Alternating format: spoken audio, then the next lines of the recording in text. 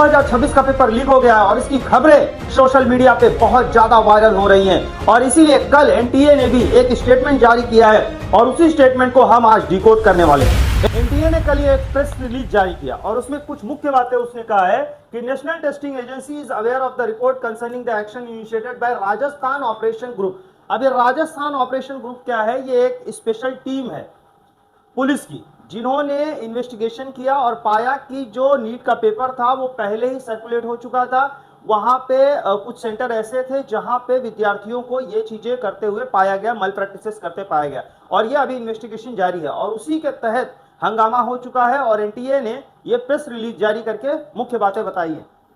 सबसे पहला बात उसने बताया कि 3 मई को जो पेपर हुआ था वो उसने कितनी सतर्कता से पेपर किया था, अपनी बड़ी बड़ी बातें बताई है। एनटीए हर साल विफल रहा है और मैं तो कह रहा हूं कि एनटीए को हटा करके ये स्टेटों को दे देना चाहिए, हर एक स्टेट को दे देना चाहिए। तो क्या कह रहे हैं कि हमने जीपीएस ट्रैकिंग लगाया था, एआई असिस्टेड सीसीटीवी वगैरह थे, 5G जैमर्स लगाए थे, सब कुछ होने के बाद भी पेपर लीक हो रहा है और ये होता रहेगा। और अब इनका थूक पट्टी जो चालू है वो क्या है?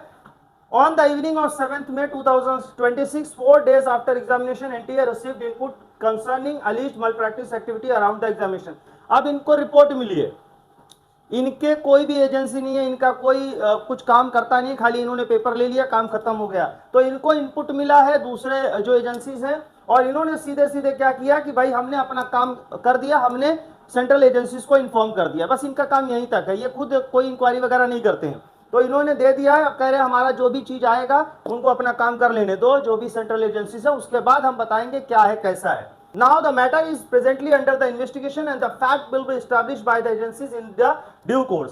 सो कह रहे हैं कि एनटीए कोई प्री जज नहीं करेगा हुआ है कि नहीं हुआ है। अरे भाई हर साल हो रहा है, ऑलरेडी 2024 में घटना हुई थी और बहुत बड़े पैमाने पे हुई थी, आंदोलन तक हुआ था, लेकिन सब मैटर दफन हो गया और बच्चों को उसी मार्क्स के बेसिस पे एडमिशन लेना पड़ा। इस बार भी यही होगा और ये मैटर जो गया है सब दफन होगा। आगे की बातें ये लिखते हैं कि जो एजेंसीज हैं उनको अपनी जगह पे काम करने दो वगैरह वगैरह।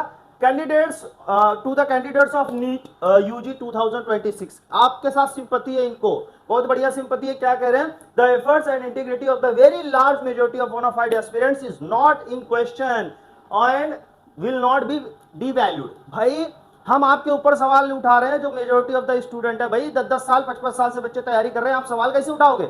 सवाल तो आपके ऊपर उठ रहा है, हर साल आप सवाल उठाने वाले हो और आप उनको डिवैल्यू कर ही रहे हो। अब इसमें ये हेल्पलाइन वगैरह दिए हैं और ये आपको कह रहे हैं कि भाई हम लोग क्लोजली ऑब्जर्व कर रहे हैं और इसमें कोई भी चीजें आती हैं तो हम स्ट्रिक्ट एक्शन वगैरह लेंगे। अरे एक्शन क्या लोगे भाई, जो होना था हो गया। दूसरी क्या है, ये जो चीजें हुई हैं, जो भी पेपर लीक हुआ है, ये राजस्थान की भी घटना सामने आई है और बिहार में भी कुछ लोगों को अरेस्ट वगैरह किया है। और ये किस तरीके से काम करते हैं, इनका जो नेटवर्क है, नीट जो पेपर लीक वगैरह करते हैं, ये लोग सेंटर्स को ही खरीद लेते हैं, सेंटर्स के अंदर ही जो लोग होते हैं उनसे कनेक्शन वगैरह करके बच्चों से 10-10 लाख 20-20 लाख ले करके।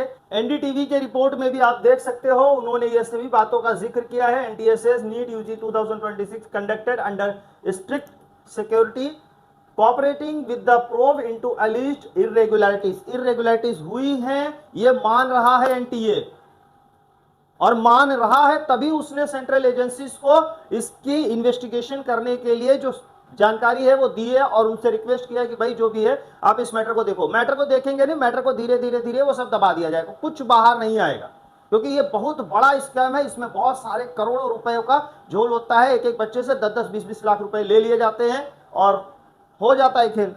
और यहाँ पे एनटीए ने अपना एक एक्स पे पोस्ट भी किया था, the national testing agency is aware of the reports concerning the action initiated by the Rajasthan special operation group in connection with the alleged irregularities around the NEET 2026.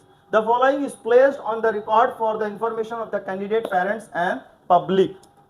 तो वो उन्होंने पीडीएफ जो मैंने दिखाया वो उसमें अटैच किया था। तो अब मैं आपको ये बताने वाला हूँ कि तो अब आप ये समझ ही लीजिए कि भारत में आपको एमबीबीएस करना है तो ये तो आपके पास 1 से 1.5 करोड़ रुपए होने चाहिए। ये तो पेपर होने से पहले आप ऐसी सेटिंग कर लो कि आपको इस तरीके से पेपर होने के बाद मेरिट मेरिट मेरिट चिल्लाना ना पड़े और रोना ना पड़े।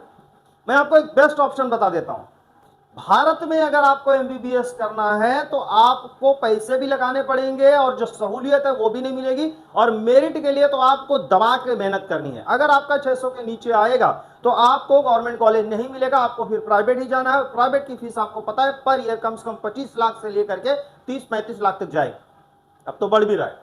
उसके अलावा जो मिसलेनियस कॉस्ट होता है इंडिया में करने का, हॉस्पिटलों का, उसके बाद बहुत सारे जो एक्सेसरीज, डेड बॉडी वगैरह, बहुत सारे पैसे आपको एक्स्ट्रा ये कॉलेजेस और जो हॉस्पिटल वगैरह होते हैं चार्ज करते हैं। तो तकरीबन 1.5 करोड़ के आसपास आपका एमबीबीएस अगर आप प्राइवेट में जाएंगे तो होगा। इससे बेहतर क्या है, ऐसे दूसरे देशों में चले जाओ, आपके बाजू में ही है, रशिया है, यूक्रेन है, कजाकिस्तान है, उज्बेकिस्तान है, जॉर्जिया है, ये सभी देश ऐसे हैं जो वर्ल्ड क्लास फैसिलिटी देते हैं, कम पैसे में आपको एमबीबीएस करा के दे रहे भाई। और आपको कुछ नहीं करना है, आपका नीट का जब स्कोर आएगा ना तो सिर्फ आपको क्या करना है, तुरंत अप्लाई कर देना है उनकी वेबसाइट पे जाकर के, किसी एजेंट को पकड़ना नहीं। अगर किसी एजेंट को पकड़ लिया तब तो तुम पूरी तरह से लूट जाओगे, पूरा का पूरा पैसा लेगा। और ये यूनिवर्सिटीज बहुत अच्छी होती हैं, बहुत अच्छी मतलब आप समझ लो कि आप इंडिया में जो कर रहे हो ना उससे 1/4 फीस में आपका वहां पे हो जाएगा। क्या प्रोसेस है, कैसे जाना है, कहां अप्लाई करना है वगैरह वगैरह, अगर आपको पूरी डिटेल जानकारी चाहिए तो आप मुझे बताइए कमेंट में। ज्यादा से ज्यादा अगर कमेंट आए तो मैं उसके ऊपर वीडियो बनाऊंगा कि किस तरीके से आप इंडिया को छोड़ करके विदेश जा करके एमबीबीएस करके आ सकते हैं यहाँ पे। और सबसे बड़ी बात है कि अगर आप इंडिया में भी एमबीबीएस कर ली है तो आने वाले टाइम में आपको नेक्स्ट देना पड़ेगा। और वही विदेशियों के साथ भी होता है, जो बच्चे बाहर गए ना वो भी जब इंडिया आएंगे तो उनको भी नेक्स्ट देना ही पड़ेगा। तो भैया अब मोदी जी ने आपको समान कर दिया है। मोदी जी का एक ही नारा है भाई, हम सब समान हैं और सबको समान कर रहे हैं। भाई जो बच्चा देश में नीट का एग्जाम दिया, क्वालिफाई करके 600 मार्क्स 650 मार्क्स ला करके एडमिशन ले रहा है, आपके प्रोसेस के तहत ले रहा है। जब कोई बच्चा विदेश गया है मान लो, मैं कह रहा हूं ये अनफेयर है, पहले ऐसा नहीं था, अब कर दिया है कि आप अगर देश में ही हो तो आपको भी नेक्स्ट देना पड़ेगा, जो बाहर का है उसको भी नेक्स्ट देना है। तो इससे अच्छा सिंपल है आप बाहर ही जाओ, और बाहर जाने के बाद आपको क्या फैसिलिटीज है सब कुछ है, वहीं सेटलमेंट होना है। स्टार्टिंग वहां पे अगर आप सेटल हो गए तो कम से कम 4 से 5 लाख पर मंथ होता है स्टार्टिंग। और इंडिया में 25-30 हजार रुपए के लिए हॉस्पिटल में, प्राइवेट हॉस्पिटल में दौड़ते रहो। तो ये है इंडिया का सबसे गंदा सिस्टम। ये जो चीजें हैं ये वहां पे सब मिलने वाला है आपको विदेशों में, वो ज्यादा अच्छा है। और किसी काउंसलर या कोई एजेंट के चक्कर में मत फंसना।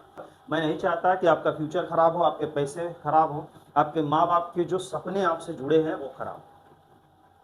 तो जानकारी अच्छी लगे, वीडियो सही लगे तो इसे दूसरों तक पहुंचाइए, कनेक्टेड रहिए और अपने फ्यूचर को सिक्योर कीजिए।